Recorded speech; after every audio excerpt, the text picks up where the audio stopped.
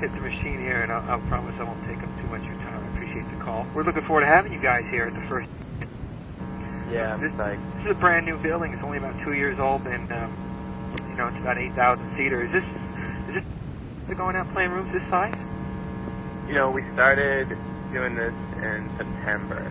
Okay. And we kind of didn't know how it was going to go, but it's been epic. Really? Yeah, it's been amazing. How do you like playing to the big? I know, like when you played in Philadelphia, I think you played the Electric Factory, which is a very big club. But there's something different about an arena, I guess. Yeah, I prefer it actually. I mean, bigger the better. Sure. What is it about them that you like playing? Because maybe I'll incorporate it in the story. I don't know if I will. Well, it's just so epic to look out and see so many people. I mean, it sounds so stupid, but it's incredible. I think that 10,000 people are there to see you play in a given city. I mean, it's amazing. What about let's talk about the. It's funny because I was going to ask you about the new album, which I'm sure some of the questions you've heard before. Your bio is hilarious because I'm reading through it and I'm like, well, that's a question I was going to ask. This guy, I don't know if you're familiar with the bio for the Green album, but it's kind of about how the guy was supposed to interview Rivers and he didn't call him, so he just wrote it anyway. Right. But a lot of the questions on there were questions I was going to ask you. But doing some research online this morning, you have another album almost ready to roll, right? That's right. It's called Maladroit? Maladroit. Okay, and this is going to be out hopefully by the end of the spring. You're going to submit it next month? Yeah, we're going to submit it real soon. Okay. How did you find time to make an album when you're still touring on another album? We just went right in the studio because we had so many songs. We were like, you know what? Let's not even rehearse. Let's just go in and start recording. Okay. And how did those sessions go? Best ever. Really? Definitely. With Scott playing bass now, and everyone's got their head on straight, and we're all just happy to be there, and musically it's happening. We're psyched. Just because I think it may have been wrong on this. Well, there's 5 years between records. Well, maybe they toured on that record for 3 years, and maybe they took a year off, and then maybe they worked on it for a year. So it's not like you're not doing anything. And we definitely had been, after touring in the South of Goodness for a month and a half, Weezer sort of started to get going again, and the rest is history. So once you got in with the your new member in place and everything, and you had realized that you realized this is a band that you were still excited about and committed to, things fell right back into place for you? Yeah, I mean, it was a little weird, because the Green record was like,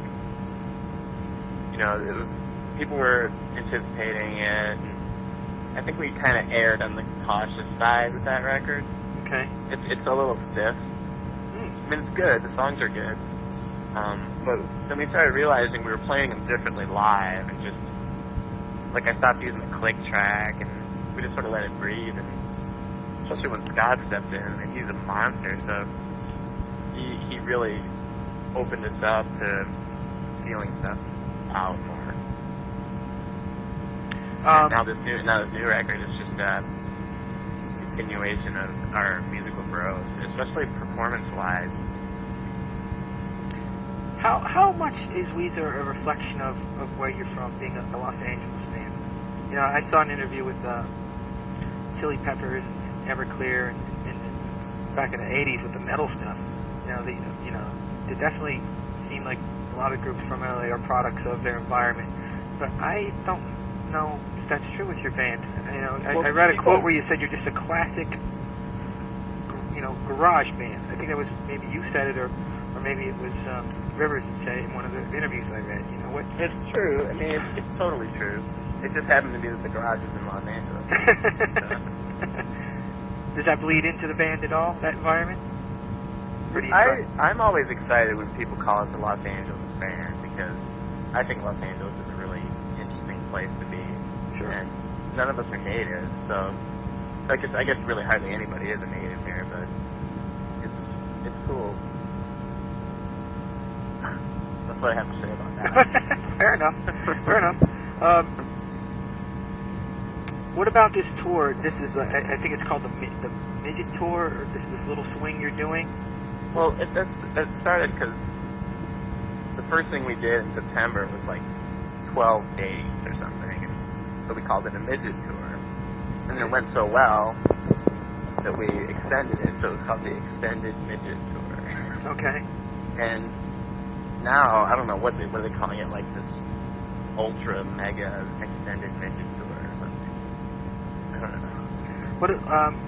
Let's talk about Weezer more generally. I think I'm asking all these specifics about the tour and the album and, this and that.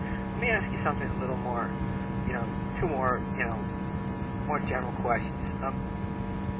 I think Weezer, when the Buddy Holly song came out, which is, obviously the song that introduced a lot of people to your band, and the video is so cool, especially somebody like my age, and I read your ages in your bio, we're all the same age, we grew up with that show and everything. Right.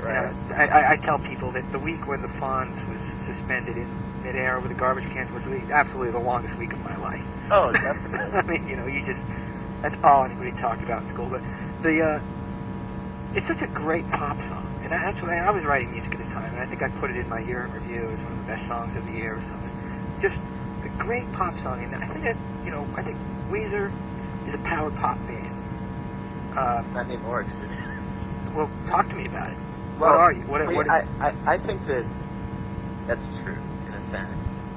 And I know Rivers has always been super focused on making these, like, lean songs. But now, there's still songs, and there's still, there's not a lot of fat on them, but at the same time, we're becoming more rock. And, we're a little bit more focused on the playing rather than the composition. The compositions are strong. Mm-hmm. The playing is totally happening right now, which is really cool.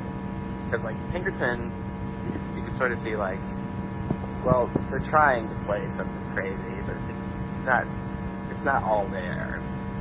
But I think now our chops are together enough that it's really happening. Cool.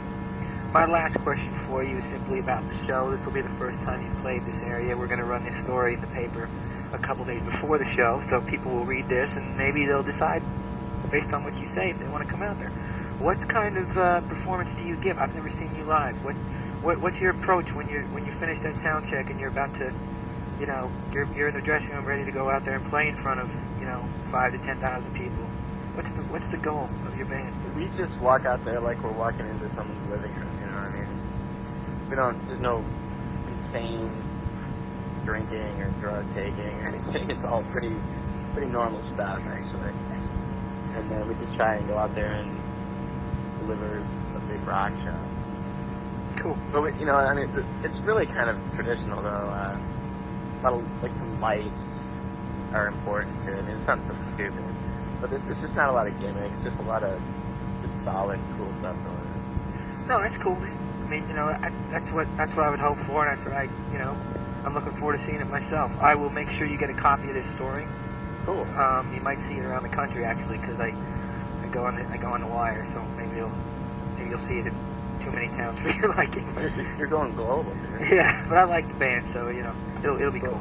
All right, man. I appreciate you calling today. Have a good one. All right, take care. Bye.